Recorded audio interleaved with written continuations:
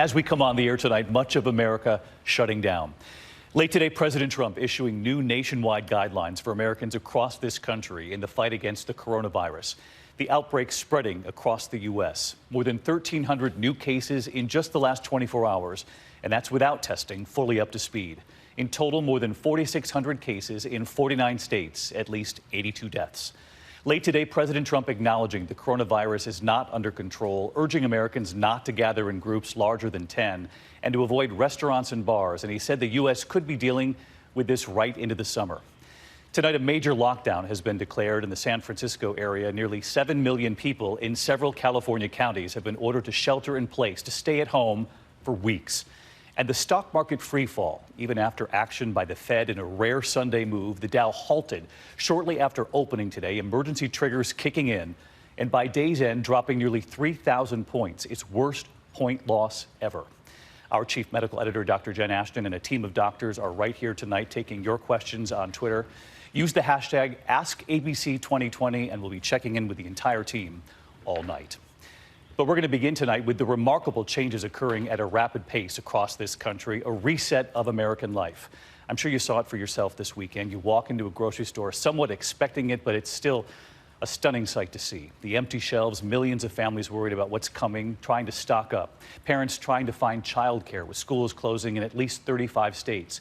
And there's also the ongoing struggle for those who fear they have the coronavirus or have been exposed to it. Where and how do they get tested? How quickly will they get the results? Is what we're seeing in Italy and in Europe about to play out right here in the U.S.? I'll ask Dr. Anthony Fauci of the National Institutes of Health, the nation's top infectious disease expert, that very question in just a moment.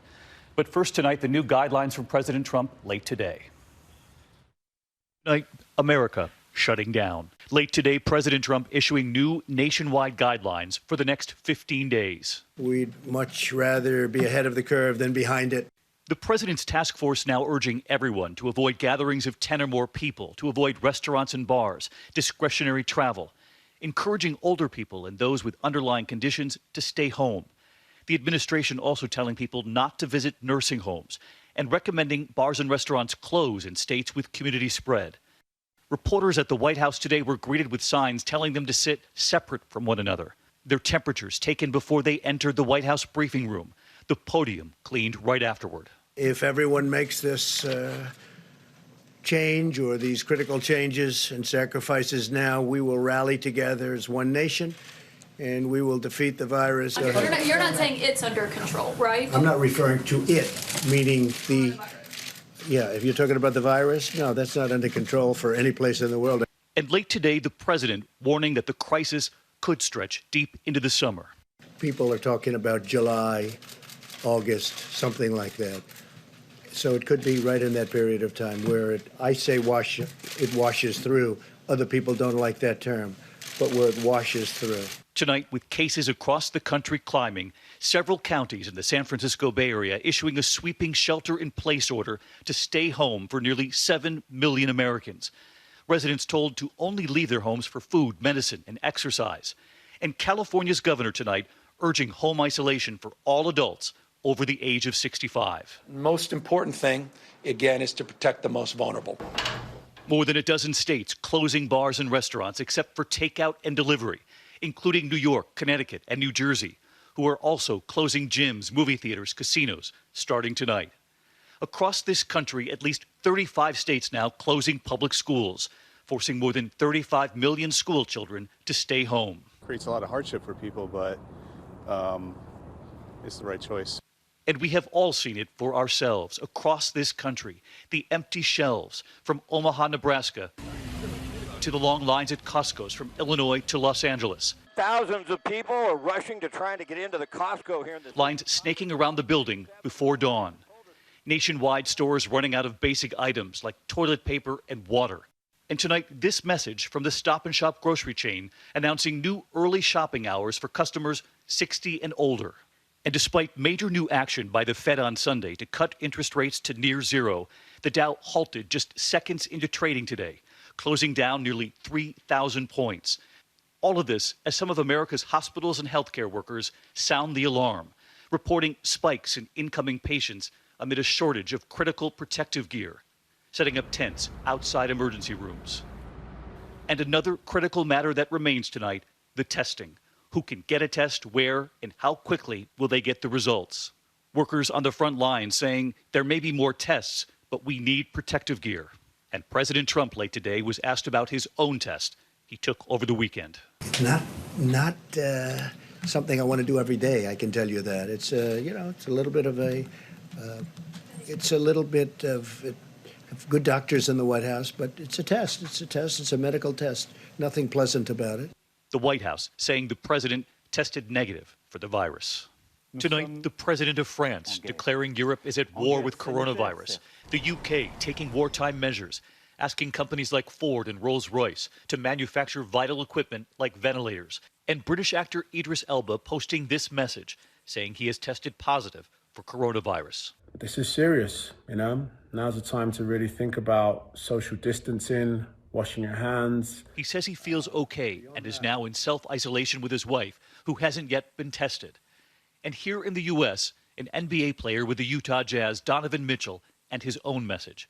He is isolated after testing positive for coronavirus too, and his case highlights the need for more testing. I keep making the joke when people ask me. I said, if you were to tell me I'm not playing a 7-game series tomorrow, I'd be ready to lace up. That's really something. Donovan Mitchell testing positive, but saying he has no symptoms, which of course begs the question, how many Americans have this without even knowing, and when will the testing finally be up to speed? Are healthcare workers on the front lines ready? Do they have the protective gear they need? Are there enough ventilators in this country? I spoke with Dr. Anthony Fauci of the National Institutes of Health, the nation's top expert on infectious diseases, just before we came on the air tonight. Dr. Fauci, thank you for joining us here tonight. You have been sounding the alarm for weeks now, and we heard the president late today issue those new guidelines, no restaurants, no bars. We heard the president acknowledge coronavirus is bad, is not under control. Can you tell the American people watching tonight who have seen what's happening in Italy and elsewhere as best you can, what we're about to see here in the U.S.? Well, what we're about to see, David, is that things are definitely going to get worse before they get better. If you look at the pattern of the outbreak as it hit different countries and different cities within countries, and I talk specifically about China, about South Korea, and most recently Italy, what happens is that you putter along with cases, a few, and then you reach a point of inflection where it takes off.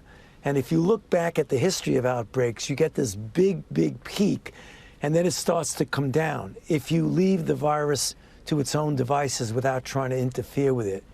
We have the opportunity now, even though we will still continue to see an acceleration of cases, we have the opportunity to blunt that peak and essentially make it more of a mound, which would mean less sick people and less death.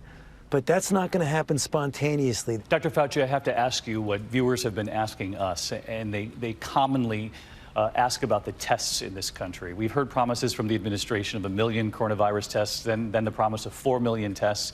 You've already called it a failing in your words, so I don't want to go over it all over again how it began, but we're now weeks into this. So bottom line tonight, if you're an American who meets the criteria on the CDC guidance, we've been saying if you have a fever of 100.4 or more to call your doctor.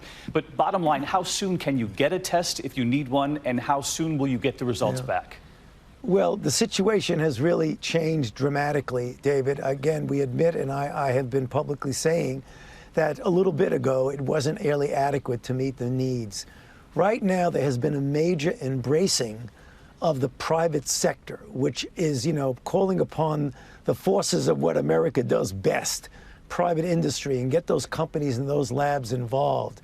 And we are told in discussions with the CEOs of those labs and with the state and other government that the tests that are going out there literally now, as we speak, tomorrow, the next day, the next week, are going to take that riveting up till you get to the point where there will be millions of tests per several weeks over a period of between now and the next few weeks. Well, Dr. Fauci, I tend to, you speak of the CEOs there, and we certainly hope that that's true, but we heard from healthcare workers on the ground just today who said, we have the test, but we don't have the protective gear. And we heard from workers in some of these labs who say they're also concerned that they don't have the gear that they need, the protective gear, to actually process these tests.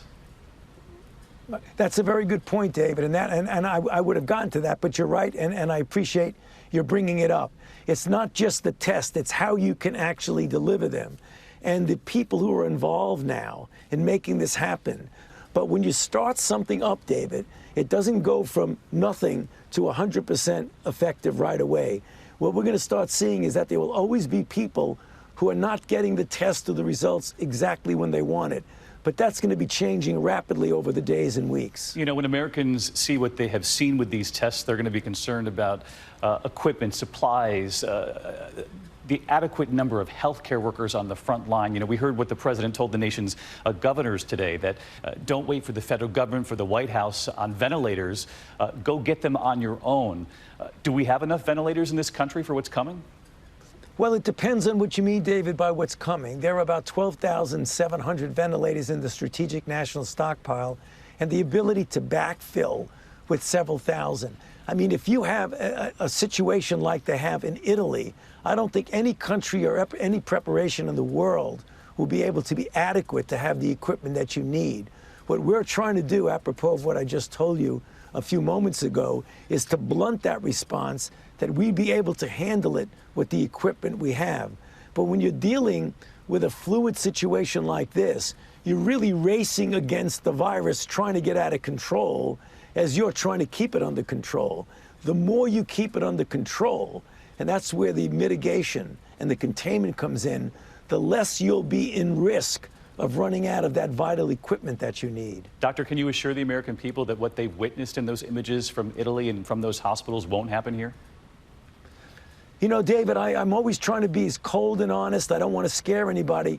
There's no guarantee of anything, but I can tell you we are going to try our very best with all of the resources, all of the force, all of our might to make sure that doesn't happen. But, David, it is going to require the cooperation of the American people, because the reason why we made the announcement this evening about don't go to bars, don't go to restaurants. If you're an elderly person, shelter in, stay at home, don't go out. Yeah, it's going to take every community in this country. I wanted to ask you before you go about the reports out of France over the weekend of the hundreds in critical condition, potentially.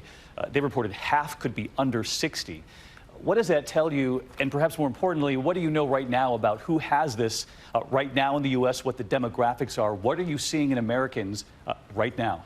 Well, it's not, well, the number in America is still low, but we're seeing the patterns that we saw in China and that we saw in South Korea, which is that if you look at the people who get into trouble, they are overwhelmingly weighted towards individuals who are elderly and individuals who have underlying conditions that compromise their ability to fight the infection, like heart disease and lung disease.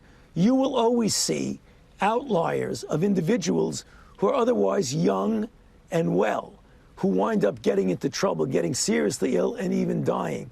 I'm very interested in, and we want to follow up on those reports from France that say that there are several people. When I heard that, I called up some of my colleagues, some of whom I trained years ago in my own group in Italy, and I said, I'm hearing this about France.